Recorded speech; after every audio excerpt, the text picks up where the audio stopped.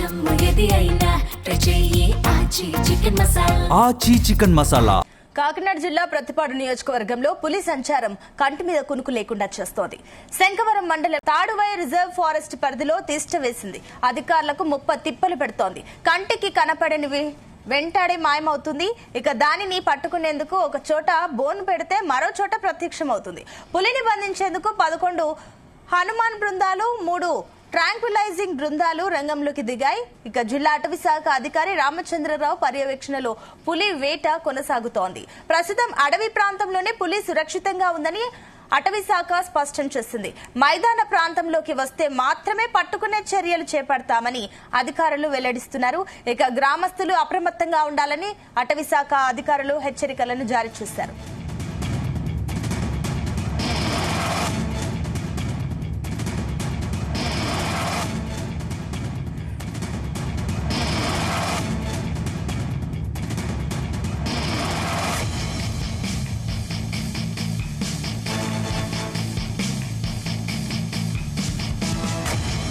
Right, ఇదే అంశానికి సంబంధించి మరిన్ని డీటెయిల్స్ మా కరెస్పాండెంట్ సాంబశివరావు అందిస్తారు. సాంబశివరావు.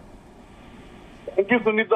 కాకినాడ జిల్లా పత్తిపాడు నియోజకవర్గం పత్తిపాడు మండల పరిధిలోకి వచ్చే పౌరువాక తాడువాయి రిజర్వ్ ఫారెస్ట్ పరిధిలో ప్రస్తుతం పెద్ద పులి ఉందని అధికారులు స్పష్టం చేశారు.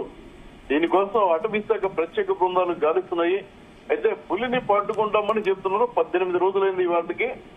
నిన్నటి వరకు కూడా పులిని ఖచ్చితంగా బంధిస్తామని చెప్పిన అధికారులు నిన్న సాయంత్రం దీనికి సంబంధించి ఎవరైతే ఉప ముఖ్యమంత్రి పవన్ కళ్యాణ్ ప్రత్యేక బృందాలను పంపడంతో పాటు అటవీ శాఖకి సంబంధించి ప్రధాన ముఖ్య అటవీ సంరక్షణాధికారి చలపతిరావు, అదేవిధంగా రాజమండ్రి ప్రధాన అటవీ సంరక్షణాధికారి శ్రీకంఠనాథ్ రెడ్డికి బాధ్యతలు అప్పగించారు.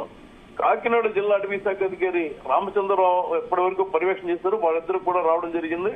నిన్న వీళ్ళు వచ్చి అక్కడ పరిస్థితులన్నీ చూశారు. చూసిన తర్వాత వాళ్ళు చెప్పింది ఏంటంటే ఖచ్చితంగా సరైన ప్రదేశంలో సరైన సమయంలో దాన్ని పట్టుకుంటామని చెప్పారు. దీన్ని బట్టి అది ప్రస్తుతం జనావాసాల మధ్యలో లేదు, కేవలం అటవీ ప్రాంతంలోనే తిరుగుతోంది. అటవీ ప్రాంతంలో తిరుగుతుంది కాబట్టి దీన్ని పట్టుకోమని ఇండైరెక్ట్ గా చెప్పడం జరిగింది.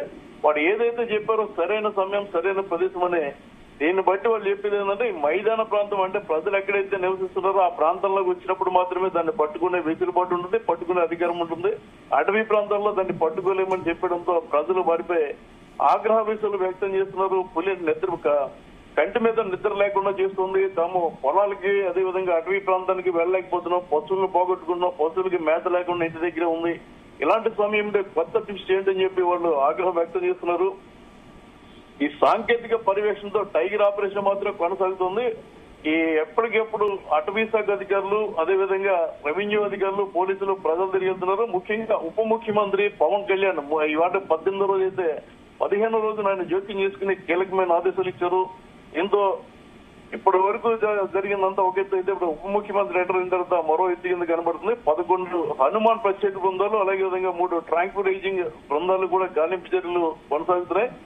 ఈ అడవులలో ఏదైతే రక్షణకు హనుమాన్ బృందాలు ఉన్నాయి, ఇదేంటంటే healing and neutering units for monitoring aid and nursing of wildlife అని పిలుస్తారు. వీళ్ళకి పూర్తి పరిజ్ఞానం ఉండి వేగంగా నిర్ణయాలు తీసుకుని అమలు చేసే వెసులుబాటు ఉన్న బృందాలు ఇవి. ఖచ్చితంగా వీడు పట్టుకుంటా అని చెప్పి అధికారులు కూడా చెప్పగలుగుతున్నారు. కానీ అది పూర్తిగా అటవీ ప్రాంతంలో ఏదైతే కోర్మాపురంలో గతంలో రాజమండ్రి దగ్గర కోర్మాపురంలో జనావాసాలు పంట పొలాల్లో తిరిగిందో అలాంటి చోట మాత్రమే పట్టుకుంటామని చెప్పడం జరిగింది. దీంతో ప్రజల్లో మరింత భయం పెరిగింది. ఇది పత్తిపాడు, రౌతులపూడి అదేవిధంగా శంకవరం ఈ మండలాల మధ్యలో తిరుగుతోంది.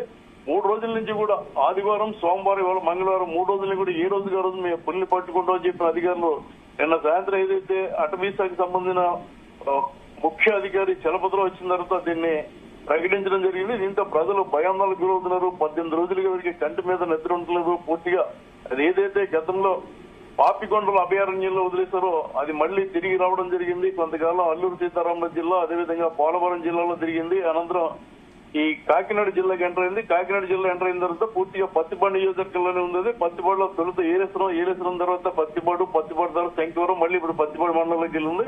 ప్రజల కంటి మీద కునికి లేకుండా తిరుగుతున్నారు. అధికారులు మాత్రం గాలింపు చర్యలు చేపట్టారు. కానీ ఇప్పుడు ఏదైతే అది అటవీ ప్రాంతంలో పరువాక లేదంటే మొన్న శంకవరంలో కొండ మీద ఉందో లేదంటే అన్నవరం ఏరియా పంపా రిజర్వాయర్ ఏరియా ఉందో అక్కడ మాత్రం పట్టుకోవడం అని చెప్పడంతో ఈ గాలింపు కొనసాగుతుంది. అది ప్రజల మధ్యలోకి వచ్చినప్పుడు మాత్రమే దాన్ని పెట్టుకునే అవకాశాలు కనపడుతున్నాయి.